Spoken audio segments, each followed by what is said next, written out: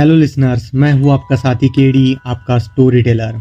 आज की कहानी है हर उन कलाकारों की जो अपनी कल्पनाओं की दुनिया में रहता है, लेकिन क्या होगा जब कल्पना ही हकीकत बन जाए।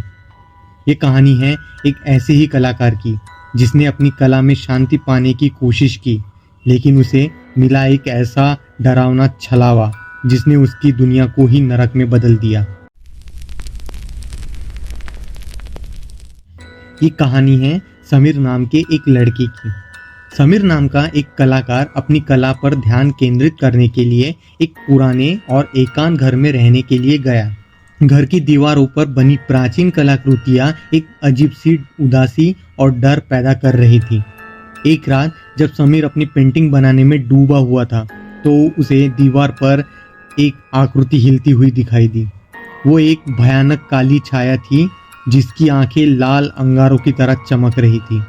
समीर ने सोचा कि ये उसके दिमाग का वहम है। समीर ने सोचा कि ये बस उसकी थकान की वजह से हो रहा होगा और उसने अपनी आंखें मली। लेकिन जब उसने दोबारा देखा तो वो छाया अब कमरे के बीच में खड़ी थी। वो धीरे धीरे समीर की ओर बढ़ने लगी।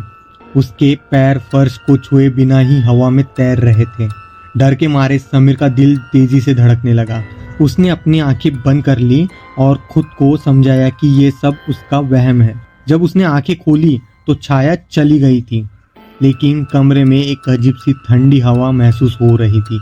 उसने सोचा कि यह उसके दिमाग का खेल था और वापस अपनी पेंटिंग बनाने में लग गया। लेकिन अगली रात ये घटना फिर से हुई, लेकिन इस बार वो छाया एक महिला की आकृति में बदल गई थी, जिसने एक भयानक मुस्कान के साथ समीर की ओर हाथ बढ़ाया। समीर ने डर के मारे चिल्लाने की कोशिश की, लेकिन आवाज़ उसके मुंह से निकल ही नहीं रही थी। वो महसूस कर रहा था कि वो छाया उसकी पेंटिंग से निकलकर उसके पास आ रही है। समीर ने अपनी कला पर नियंत्रण खोना शुरू कर दिया था।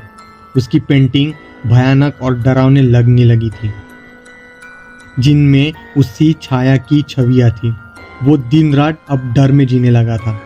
उसे हर कोने में वो छाया दिखने लगी जो उसे लगातार घूरे जा रही थी। फिर एक दिन जब वो अपनी पेंटिंग में खोया हुआ था, तो उसने देखा कि उसकी ही पेंटिंग में उसकी अपनी आकृति उसी भयानक मुस्कान के साथ दिख रही थी।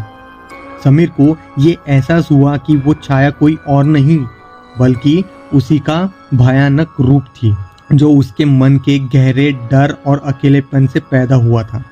समीर अब समझ चुका था कि वो सिर्फ उस घर में ही नहीं बल्कि अपनी ही दिमाग की जेल में कैद हो चुका था।